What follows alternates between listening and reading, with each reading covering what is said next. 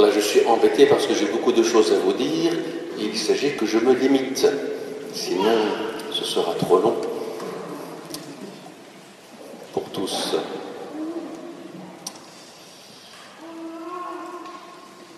Voilà une discussion donc entre Jésus et les pharisiens.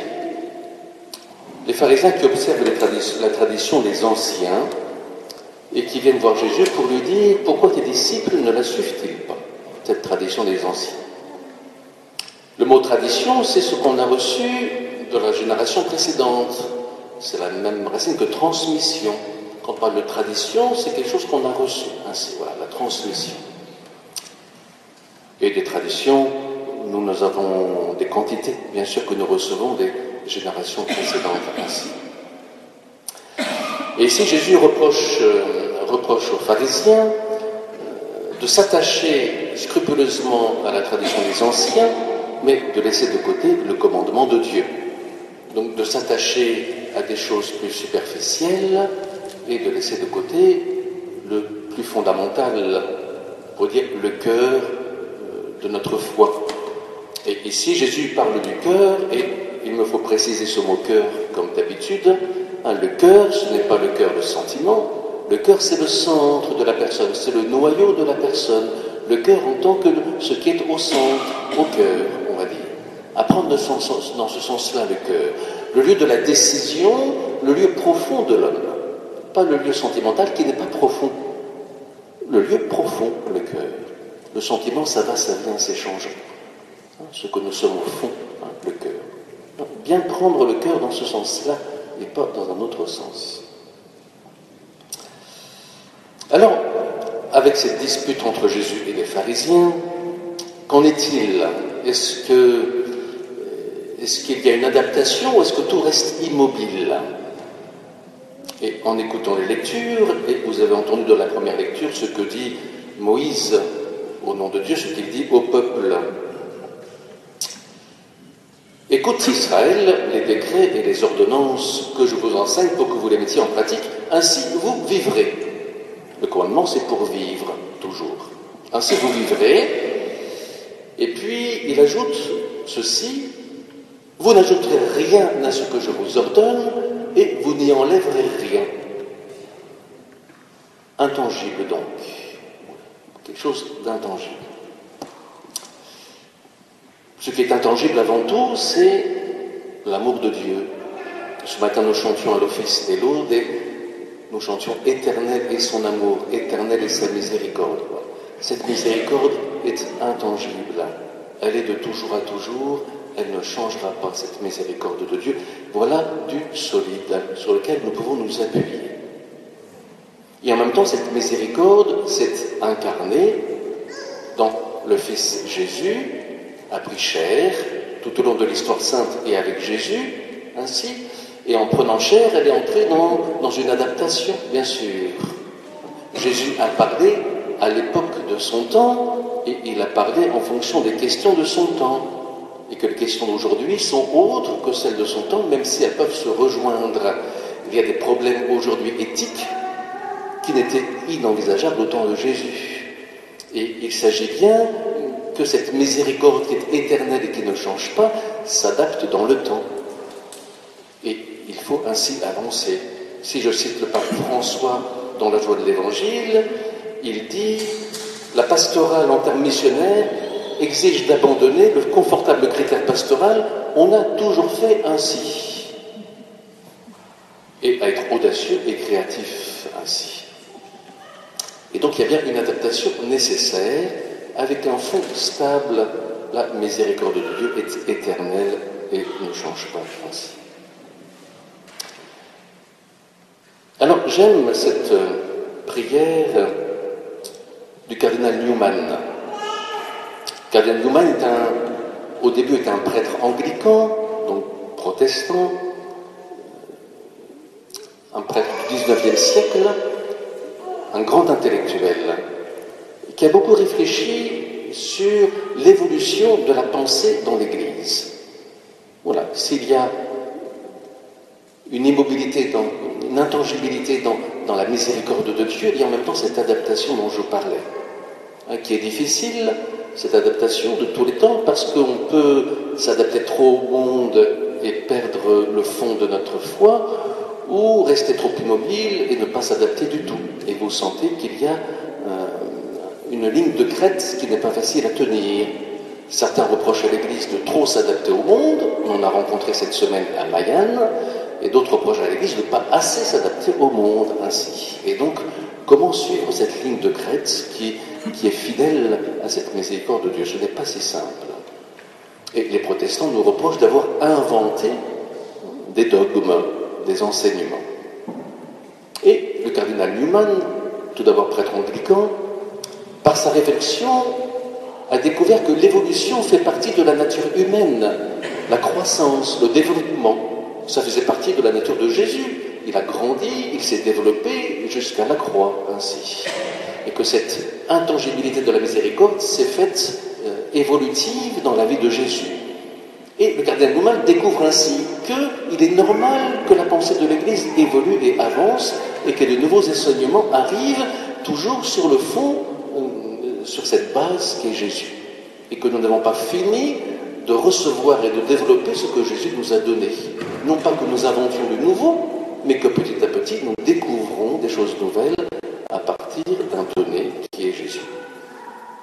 Je vous cite cette prière que je donnerai pour qu'elle soit sur le site de la paroisse. Je vous cite juste un petit extrait. C'est une prière au Saint-Esprit qui est tout à fait magnifique.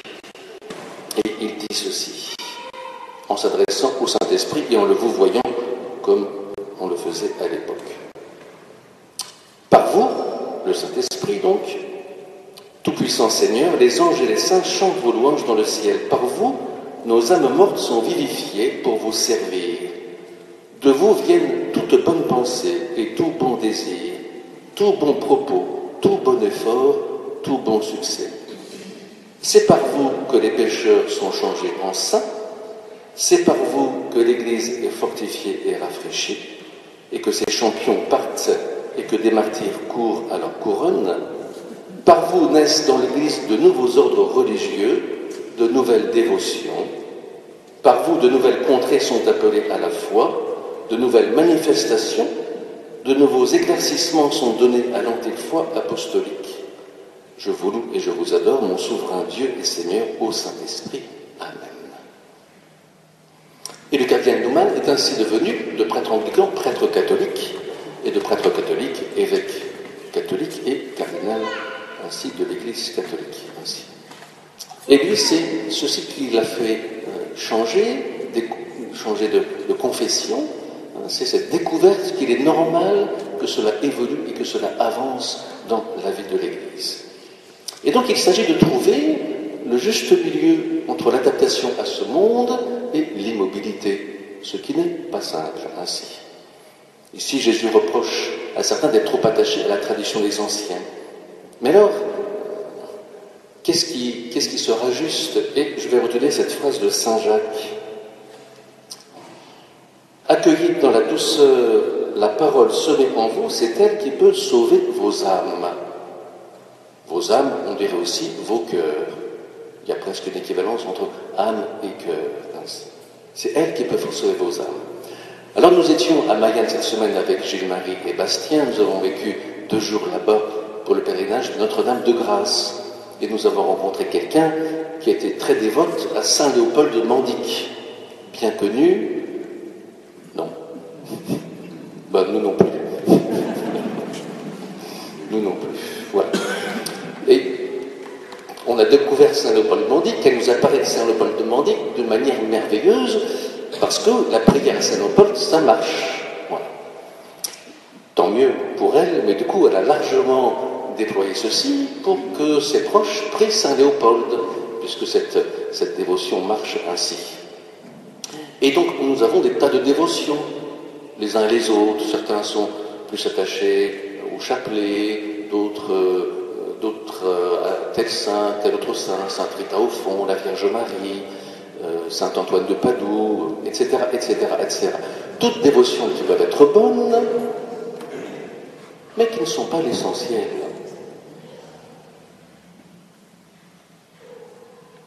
L'essentiel, c'est la parole de Dieu. Si ces dévotions me ramènent à la parole de Dieu, tant mieux. Si elles ne me ramènent pas, il y a quelque chose qui manque ainsi. C'est la parole de Dieu qui sauve les âmes. Ce n'est pas la dévotion à Saint Léopold de Mandic.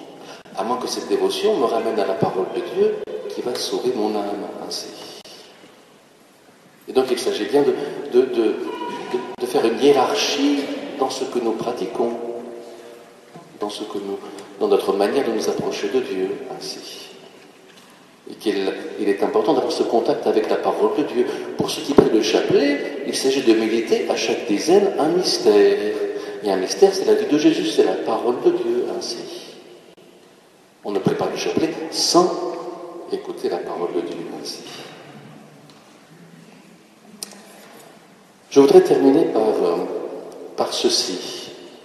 Dans notre monde où nous bougeons beaucoup, où nous sommes très dispersés, extrêmement, non plus du tout immobiles, intangibles.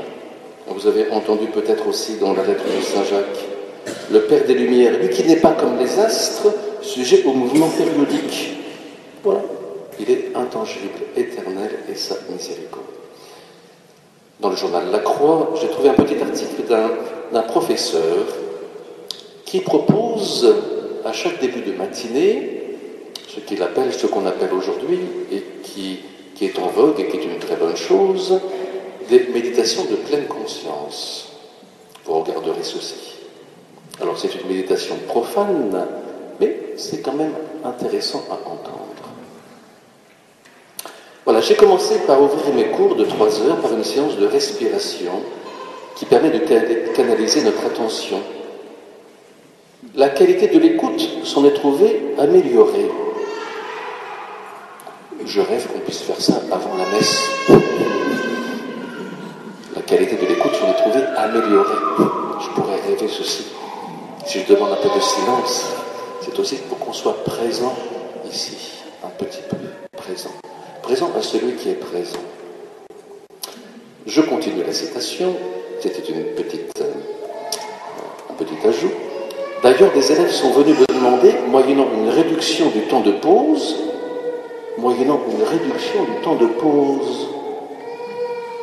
de terminer aussi nos cours par un temps de méditation. Étonnant. Témoignage d'un élève. Le vrai plus, c'est l'ambiance qui règne dans la classe après chaque séance. Et un autre élève. Je me suis surprise à concentrer mon attention sur ma respiration la nuit, alors que le stress des examens m'empêchait de m'endormir. Alors cette méditation de pleine conscience, elle peut aussi devenir chrétienne. Parce que la présence à soi, chez nous, ce sera une présence à Dieu qui est présent ainsi. Et certains élèves pratiquent cette méditation de pleine conscience tous les jours, en dehors de leur cours, ainsi. Que nous sachions nous arrêter, être un petit peu immobiles dans ce monde, nous arrêter en présence de Dieu et recevoir le bienfait de cet arrêt, de cette immobilité ainsi.